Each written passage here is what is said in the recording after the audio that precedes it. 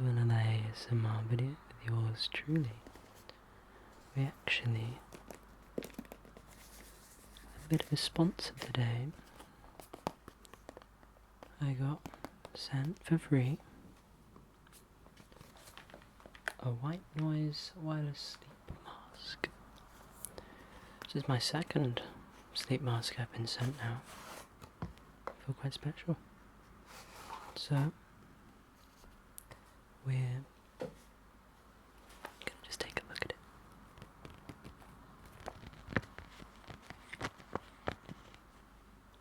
And then for the next half of this video, I'll talk about some weird prehistoric animals. But comes an instruction manual that allows you to connect your device, your phone, to the mask, which I'll just get out now. It also comes with a USB to USB-C cable. A bit of an unboxing, isn't it? Okay. It also, before I get to the meat, comes with a nice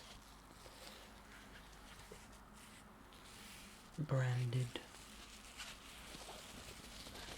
It actually makes it such a lovely sound. That might be a new favourite sound of mine. Okay. So there'll be a link in the description to get this sleep mask. They're on Amazon. About £26. Okay. So this is the mask. There you go. This is the inside, upside down. And you can see it's very squishy, very soft. Little bumps right on your eyes, if you can see that.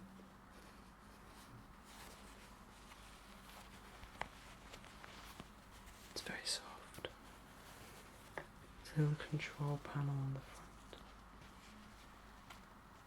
And your USB socket there, as well as the power button. Which I can turn on. It's not the power buttons on the front. If you just heard it turn on, I might have just turned it off again. Anyways. In these sides, that was it. So here and here, and there on the sides, this is where the speakers are, which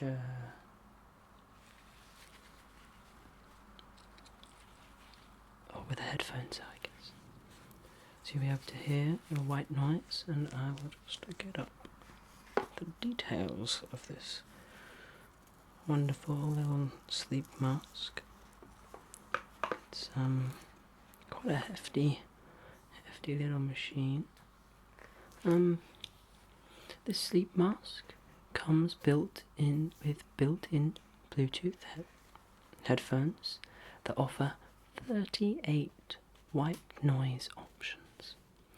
Once connected to your phone's Bluetooth, you can choose to play the white noise from the mask, or it can play your favourite music. What sets this sleep mask apart from its competitors is once set, it can automatically stop playing after a specific time, which is what these numbers mean at the top.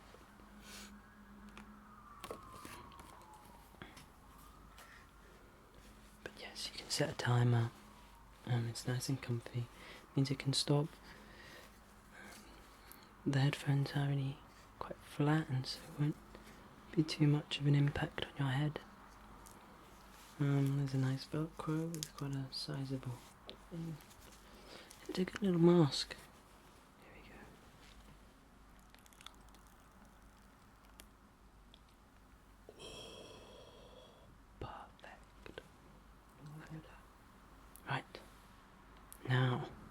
for the video. So, for context, I've been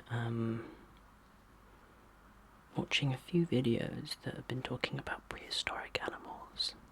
I'm not much of a dinosaur kid. I kind of am more fascinated about dinosaurs. I love dinosaurs too, but it's fascinating the idea of an animal like 100 million years ago,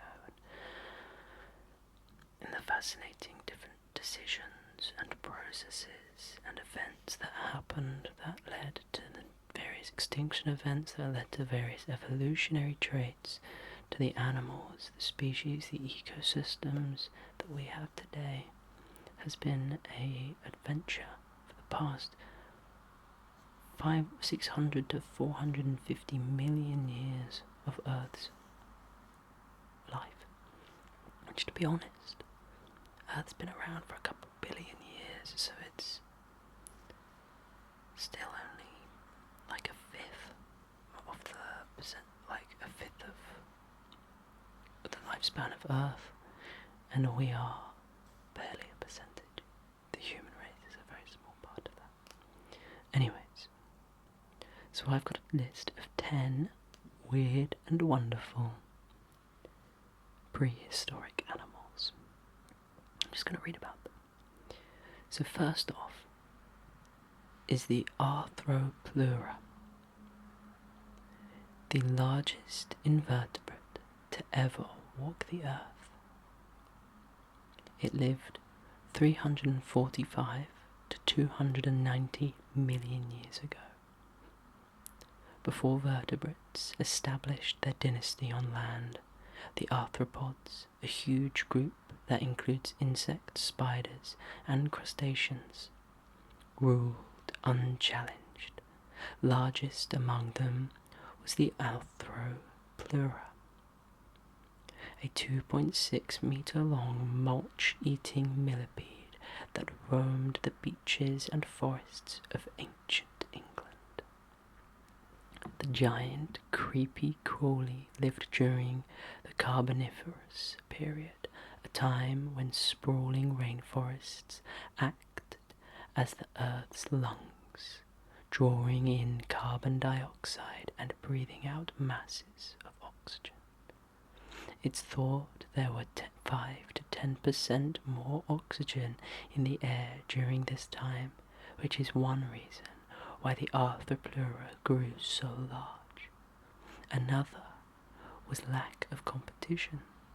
It took another 40 million years and a worldwide rainforest collapse before distant ancestors of the Tiktaalik began to outcompete arthropod. The next animal, Inostransevia,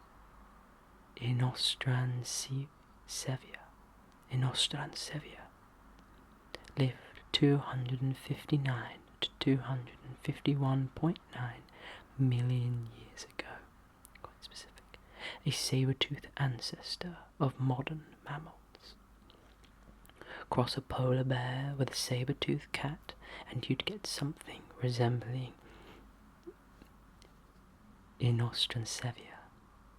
It was a proto-mammal, an ancient ancestor of today's modern mammals, like Dimetrodon, but looked very different. Less like a reptile and more like a big cat. It also had longer legs than Dimetrodon,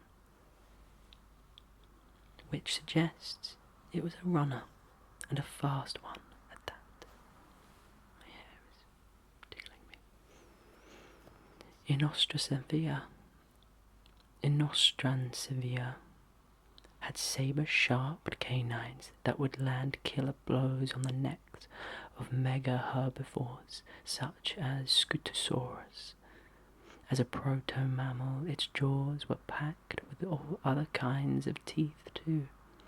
But these weren't used for chewing. Instead, it's going to really make me say this a lot, isn't it? Inostranseva, I think I've said it different every single time. used a puncture pull strategy, tearing away huge chunks of meat. It's unknown whether Inostrancevia was covered in scale-like skin like its ancestors, or fur like its mammalian descendants. That said, researchers have found some clues in coprolites, fossilized feces, that may have been left by them or some close relatives. It's thought that hair-like structures contained within the coprolites came from smaller members of the same clade. Therapicids that Inostrancevia likely preyed on. If smaller therapsids had hair, then Inostranceva probably did too. The Scutosaurus lived 259 to 251.9 million years ago. The giant lizard that was built like a bulldog. There weren't many animals bigger than Scutosaurus during the late Permian, particularly in the cold deserts of ancient Russia.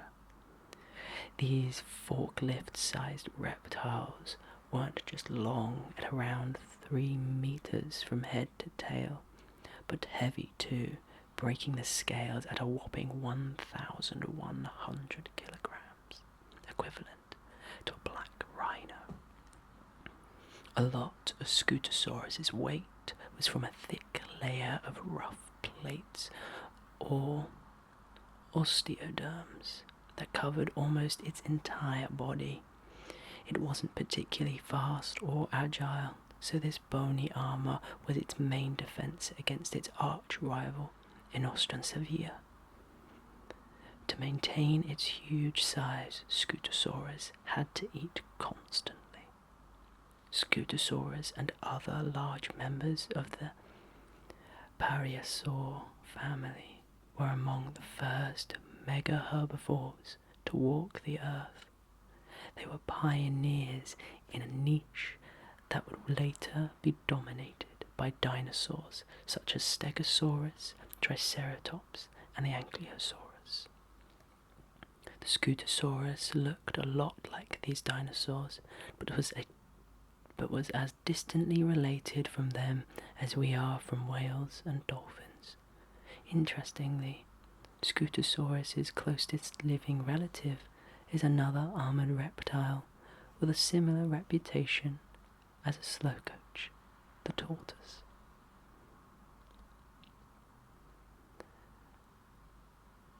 The Tiktaalik lived 375 million years ago. The fish that led a revolution on land. Fish aren't typically known for their ability to walk on land, but Tiktaalik wasn't your typical fish. It was, by definition, a fish, but sporting primitive air-breathing lungs as well as gills and 4 fleshy appendages that resembled limbs. It was well on its way to becoming a fully fledged terrestrial theropod.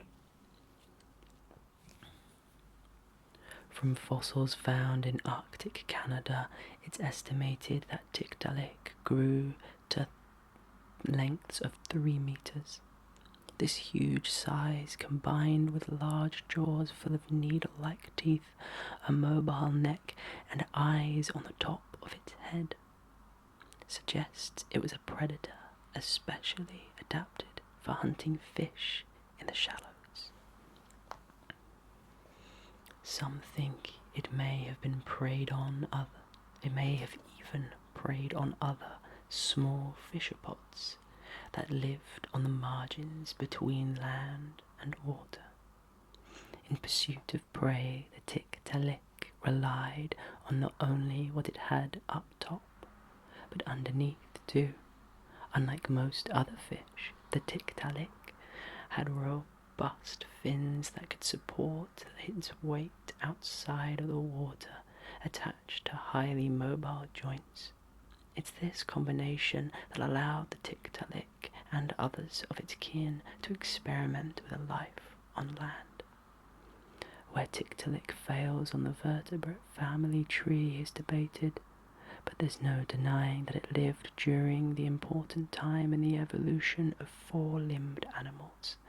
From Tiktaalik and its close cousins, a new dynasty spawned, one that would give rise to reptiles, dinosaurs, birds, mammals, and eventually humans.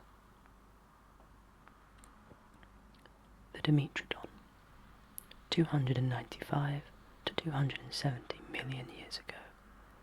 A dinosaur look-alike with a hole in the head. Just one look at the Dimetrodon and your eyes are immediately drawn to the huge sail on its back, a feature shared by the iconic dinosaur Spinosaurus. This scaly, tiger-sized beast wasn't a dinosaur though. In fact, it's more closely related to us than Spinosaurus. Dimetrodon was a proto-mammal and had a few features that set it apart from dinosaurs, most of which were found in its skull. Behind its eyes it had a temporal fenestra, a small hole where lower jaw muscles attached to the skull. Dimetrodon and other proto-mammals had just one of these. Dinosaurs and their ancestors had two. It also had different teeth for different functions, which is where its name Dimetrodon, or two-measure tooth, comes from. In contrast, dinosaurs and their ancestors were equipped with rows of identical teeth. Its most iconic feature, though, was that sail. For a long time, researchers thought its function was to regulate body temperature across a range of habitats. It's now thought the sail was used as a giant billboard to display sexual readiness and scare off rivals.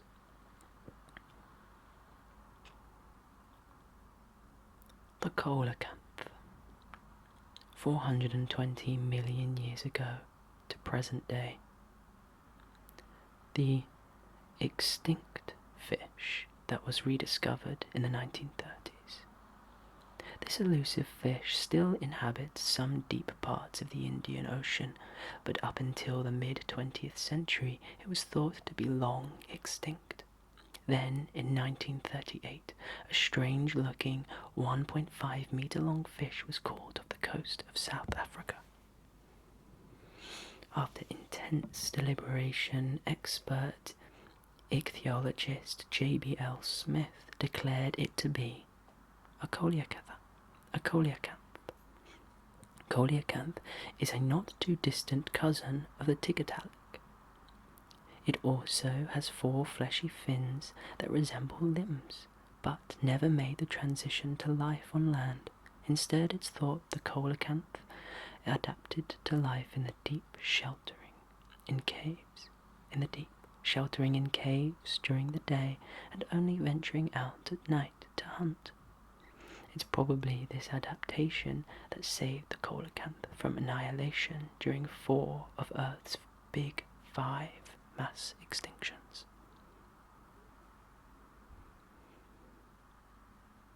The Maganura, a meat-eating dragonfly the size of a sparrowhawk, with a wingspan measuring more than 70 centimeters, 6 spindly, spiny legs, and huge compound eyes. Meganura was terrifying enough to scare even the most ardent insect lover. This 4-winged monster is widely regarded as the largest flying insect ever, dwarfing its extant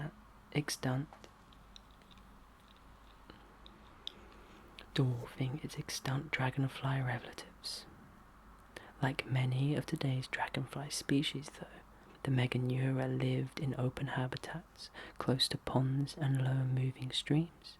It was likely the apex predator in these clearings, using the spines on its legs as a flying trap, to ensure prey ranging from other flying insects to amphibians and even lizard-like vertebrates. Fossils of the Meganeura were first discovered in some coal-bearing rocks in France in 1880. These specimens were exceptionally preserved, displaying detailed networks of wing veins, which inspired the name Meganeura, or large nerve. Like the Arthropleura, the Meganeura is thought to have benefited from a lack of competition from vertebrates and heightened levels of oxygen during the Carboniferous. There are 2 more dinosaurs left. The Tanystrophus lived 247 to 208 million years ago. I have a picture and its neck. It is just ridiculous. I do not believe that a neck could hold that much. The real-life Nessie, with an extremely long neck. A mass extinction known as the Great Dying took place 251.9 million years ago, wiping out more than 90% of Earth's species and leaving a lot of empty niches in its wake. Many of the survivors that evolved to fill these niches ended up looking like failed lab experiments, none more than the Tanystrophus. A 6-meter-long reptile with a neck longer than its tail and body combined. The Tanystrophus was initially misdescribed as a dinosaur, but it was a protosaur and lived in the Middle Triassic, just before the first dinosaurs. It was long thought to have been too top-heavy to be terrestrial, but more recent studies argue that most of its weight was centered around its body, making it more than capable of walking on land. Makes sense.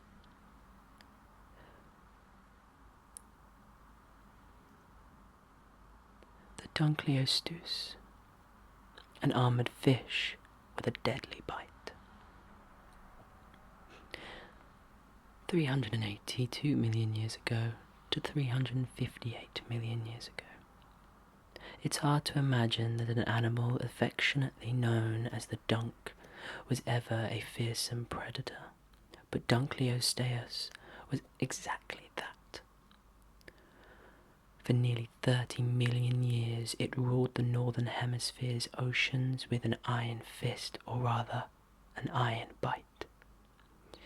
This 4-meter-long armoured fish had a bite force that would have riled some of the strongest biters today. At the very tip of its bony fangs, it estimated the Dunkleosteus may have been able to bite down at a force of 80,000 psi, enough to crush some of the strongest steel. Special jaw muscles meant Dunkleosteus was able to open its mouth in less than 50th of a second, creating a small vacuum that could suck in prey. It outcompeted many early sharks and for a long time dominated the niches that we now associate with sharks such as the great white. And that, my friends, are 10 interesting prehistoric animals. I hope you enjoyed, and thank you to Elsie Dolida, the sleep mask company,